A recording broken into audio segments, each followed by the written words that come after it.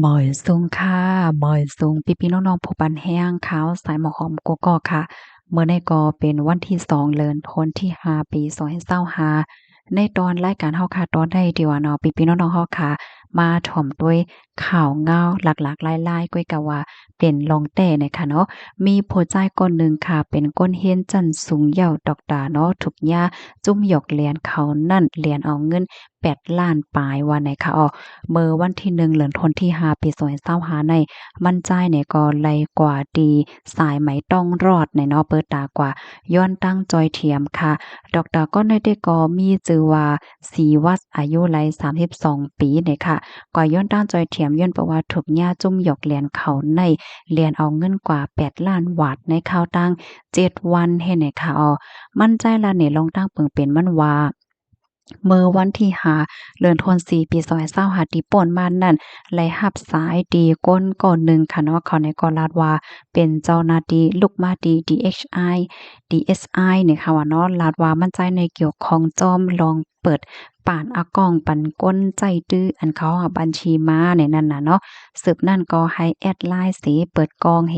อบโอ้กันกับสืบกับสานกันเฮแล้วก็ส่งเพิ่นเล็กเพิ่นไลน์มาเนาะว่าให้เฮ็ดจังนั้นเฮ็ดจังไหน จังไหนคะออม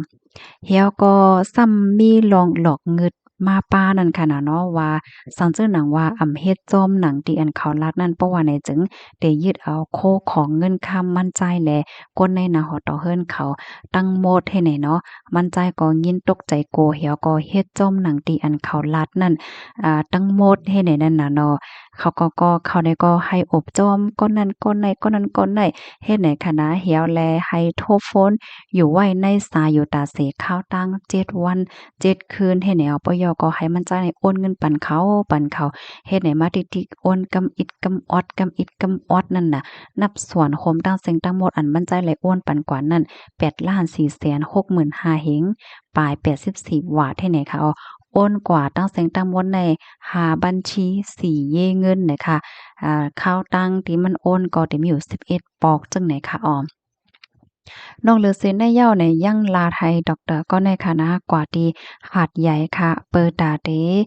ก็โฮบทบเขาก็โอนเงินว่าสังว่าจั่งไหนเฮ็ดให้เขาเหี่ยวก็มั่นใจก็กว่าค่ะนะเมื่อพ้องที่มันออกข้าวตั้งว่าสังว่านี่ก็อยู่ไว้ในสายโฟนอยู่ตาสีเฮ็ดให้นะมีเมิบนั่งเหนือเฮอหมิ่นกะนั่นก้อยในค่ะเนาะมันจังโทรโฟนนั่นค่ะน่ะเพราะว่าถึงเหย้าก็เหมือนว่าอะไรให้งานเขาตาสิว่าถึงที่ไหนอยู่ที่ไหนจังนั้นจังไหนอย่าว่าเฮ็ดให้นะ กำในเผลอต้องถามเสียก็ว่าเฮ็ดหยังแลเฮ็ดจั่งใดจั่งซี้เฮ็ดไหนเนาะเปิ้นก็ถามมั่นใจค่ะเนาะว่าเฮ็ดหยังแลเฮ็ดจ้อมเขาเฮ็ดหยังแลยอมออกข้าวตังกว่าจู้เขาจั่งซี้เฮ็ดไหนค่ะเนาะมั่นใจก็ลาดว่ามันได้หลายกว่าอยู่ต่างวันต่างเมืองข้าวตังหึงเก่าปียามญาติลองเปิงเป็นจั่งไหน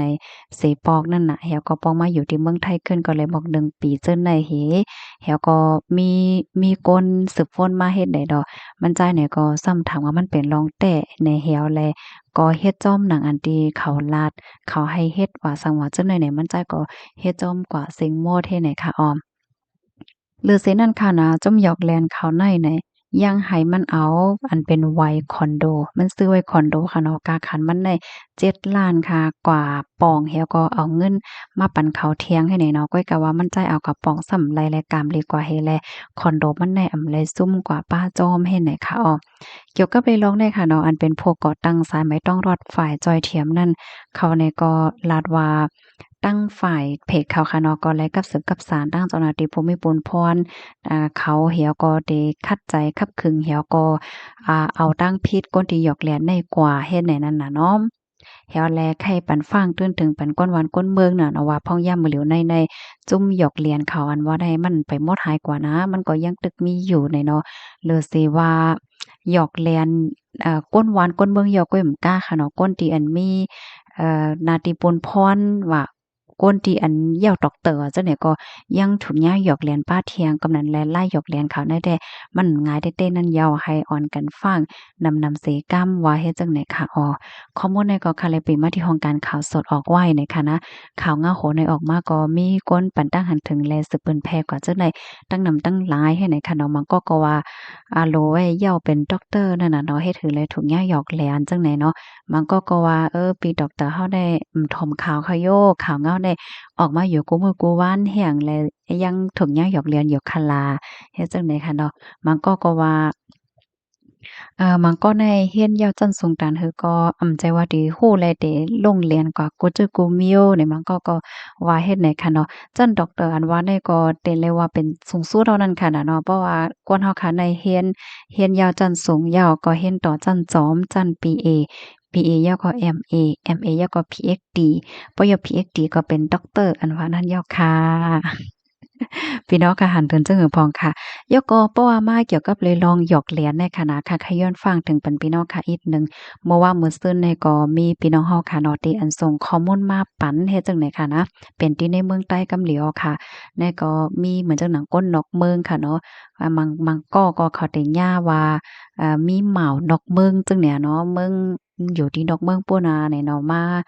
ติดต่อกับสืบหาเสให้ฮู้จักมึดคือว่าใครจำใจกันว่า เหี่ยวก็ได้โอนเงินมาปันว่าเพราะว่าได้โอนมาปันแล้วก็เงินในโหแสนโหล้านมันกำเหลียวนะข้าวยามป่นกวามหลายวันหังค่ะเนาะเขาก็ว่าโอนมาปันยาวนาก้อยหนาว่าตาสุดได้แลงเงินนั่นสุดได้แลจ่ายขอนมันได้แลส่งกว่าที่นั่นที่ในให้แหน่เนาะเขาเนี่ยก็ได้ส่งมาแคบหางเหมือนจังหนังว่าหักหางตึกโคที่เขาส่งมาเดี๋ยวก็อันเจ้าหน้าที่เขาก็รับไว้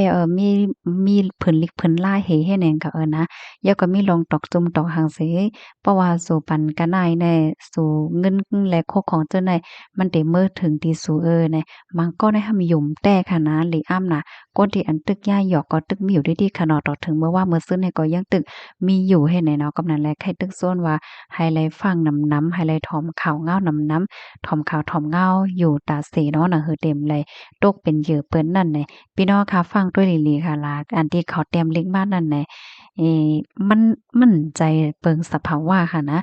เขาเอาเลขอังกฤษเหี่ยวก็แปลเป็นเลขใต้เมื่อเหลียวเลขใต้ในเป็นภาษาที่ Google Translate และย่อมใจ5ก็น่าว่าหลายกว่าเลขหังมันจังไหนต้วยก็ออกยาวให้ไหนค่ะเนาะก้อยกะหมังก็ยังตึกหยุ่มก็มีอยู่เฮ็ดไหนนะก็ให้ไลฟังกันนำๆใน